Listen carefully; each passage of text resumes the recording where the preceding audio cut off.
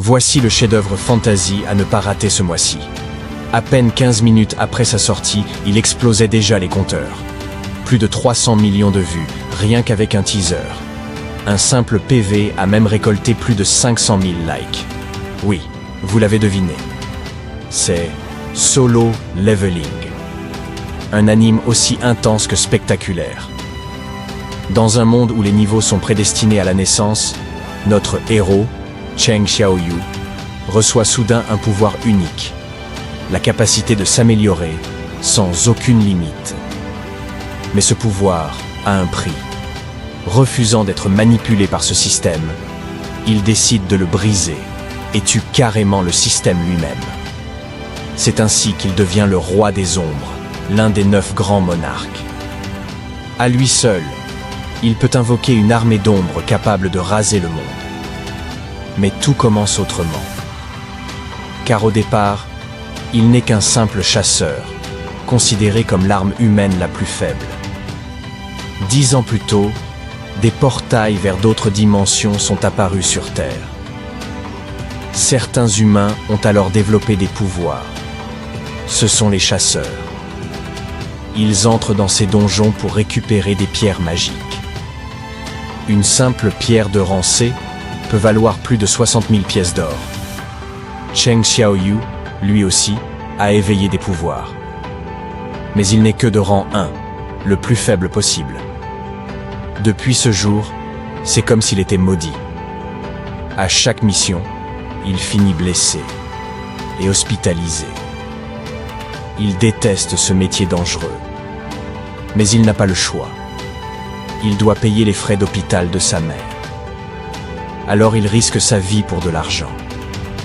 Et aujourd'hui, lui et son groupe s'apprêtent à explorer un donjon de rang D. Une fois le groupe réuni, ils entrent dans le donjon.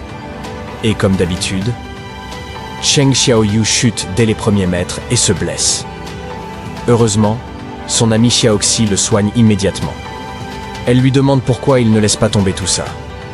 Mais il répond en souriant qu'il trouve juste ça, divertissant. En réalité, il cache sa pauvreté. Pendant ce temps, ses compagnons éliminent rapidement les monstres. Cheng Xiaoyu obtient même une pierre magique de rang 1. Alors qu'ils s'apprêtent à sortir, ils découvrent une seconde salle cachée, un double donjon. Selon les règles, s'ils y entrent, ils devront vaincre le boss pour pouvoir en ressortir. Mais le chef de groupe, Song, aveuglé par la récompense potentielle, refuse de prévenir la guilde. Il propose un vote. Après que Xiaoxi refuse de continuer, les votes sont à égalité, 8 contre 8. Tout repose alors sur la décision de Cheng Xiaoyu.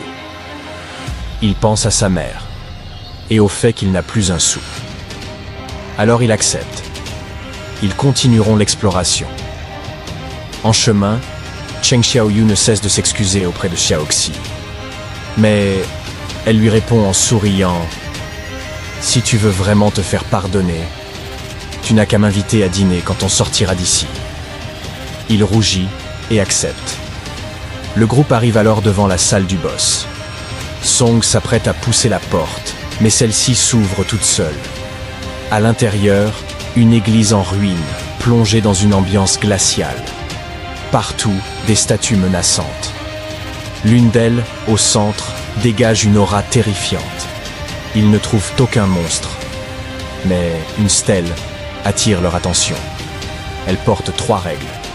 Adore le dieu, loue le dieu, sacrifie ta vie pour le prouver. Quiconque viole ces règles ne sortira pas vivant. À peine ces mots lus, un grondement secoue la salle. Les portes se referment seules. Un grand costaud tente alors de sortir. Mais dès qu'il touche la porte, une statue brandit sa hache et le tue sur le champ. Tout le monde panique. Cheng Xiaoyu se retourne et voit la plus grande statue fixer la salle du regard. Une lueur étrange commence à briller dans ses yeux. Il crie à tous de se coucher, et à peine a-t-il parlé que la statue tire un rayon laser sur eux. Heureusement, il sauve Xiaoxi, in extremis. Beaucoup n'ont pas cette chance. Même Song perd un bras dans l'attaque. Selon lui, cette statue est un boss de rang S. Mais voilà qu'elle cesse d'attaquer. Un autre membre du groupe tente alors de fuir. Mais une lumière dorée jaillit des yeux de la statue et le coupe en deux. Cheng Xiaoyu remarque un détail troublant. Tous ceux qui sont morts ont tenté de s'enfuir ou se sont levés. Il repense alors aux règles de la stèle. Et il comprend. Ces règles sont la clé de leur survie. La première, adorer le Dieu. Et ce Dieu, c'est forcément cette grande statue. Il tente alors une expérience. Se lever doucement. Et la statue réagit. Ses yeux s'illuminent. Non. Il se baisse juste à temps. Il comprend alors que la statue attaque ceux qui se lèvent sans adoration. Il demande à tout le monde de s'agenouiller face à elle. Et une fois que tout le groupe s'exécute, la statue sourit. Et surtout, elle arrête d'attaquer.